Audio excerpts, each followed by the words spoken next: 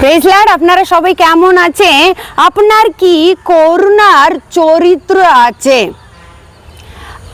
মানে পুরানা জামানে মে আমরা দেখছি কি যখন আমরা মিনিস্ট্রিতে এসেছি তখন একটা মানে আলাদা প্রার্থনা জীবন ছিল।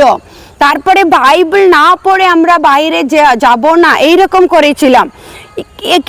এবং এখানে দেখছি আমরা কি মানে মণ্ডলীতে যারা লোক আছে ওদের উদ্ধার পাওয়ার জন্য, মুক্তিতে আসার জন্য অনেক পরিশ্রমটা আমরা আগে করেছিলাম। কিন্তু এখন কারো জন্য মানে ওরা ইসু মসিহ ভিতরে আসেনি, কার জন্য প্রার্থনা করতে আমাদের টাইম নেই এখন।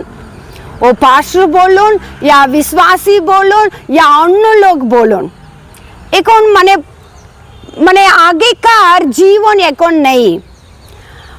সেবকাই মে নেই, মানে মিনিস্ট্রিতে নেই, পরিবারের মধ্যে নেই, মণ্ডলীতে ভিতরে নেই। কেন আমি এইরকম বলছি আপনি বুঝতে পারবেন। যাত্রা পুস্তক 32, 31 to 34 অবধি এখানে লেখা আছে।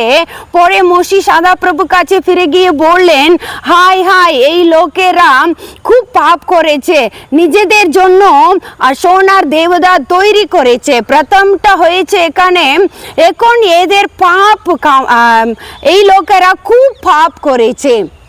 আজকেও আমরা দেখতে পাচ্ছি মানে যীশু খ্রিস্ট এসেছে, তারাও পাপ করেছে, যারা আসেনি তারাও পাপ করেছে।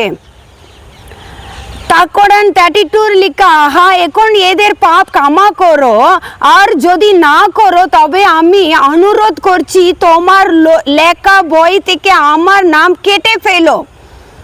মানে এখানে মূসাকে দেখতে পাচ্ছি, আমরা মসিকে দেখতে পাচ্ছি, এত দয়ালু গুণ আছে। যীশু খ্রিস্ট ওদের পাপটাকে তুমি ক্ষমা করো, না হলে আমার নামটাকে মুছে ফেলো, কেটে ফেলো। তখন সদাপ্রভু মসিকে বললেন, সেই ব্যক্তি আমার বিরুদ্ধে পাপ করেছে, তারাই নাম আমি নিজের বই থেকে কেটে ফেলবো। দেখ, আমার দূত তোমার আগে আগে যাবে, কিন্তু সেই দিন আমি তাদের শাস্তি দেব, আমি তাদের পাপের জন্য শাস্তি দেব। এখন আমরা দেখছি অনেক রকমের পাপটা বেড়ে গেছে।